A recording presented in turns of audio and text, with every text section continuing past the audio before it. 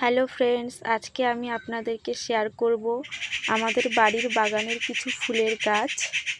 এগুলো হলো কসমস ফুল, বিভিন্ন কালারের রয়েছে, হোয়াইট, পিঙ্ক, পার্পেল, বিভিন্ন কালারের রয়েছে। এছাড়াও শীতের মরশুমে বিভিন্ন রকমের ফুলের চারা, যেমন কসমস, জিনিয়া, ডালিয়া, টিউলিপ, অন্যান্য বিভিন্ন রকমের ফুলের চারাও রয়েছে। এটা হলো জিনিয়া ফুল,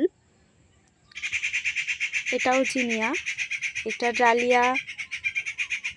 এগুলো হলো গাঁদা ফুলের গাছ, আর ছোট ছোট গাঁদা ফুলের চারাও লাগানো হয়েছে, যেগুলোতে এখনো কুড়ি এসেছে, ফুল ফোটা শুরু হয়নি।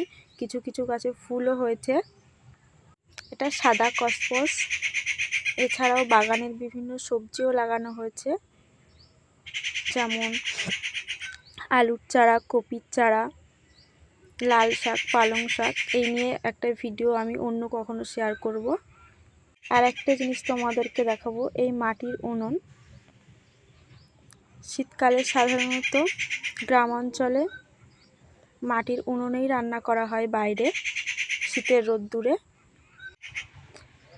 এখানেও রয়েছে কিছু ফুলের গাছ।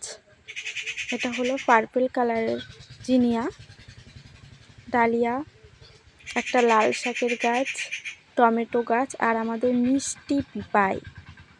একদিন নেক্সট ভিডিওতে পিপাইয়ের কথা শোনাবো। এখনকার মতো বাই।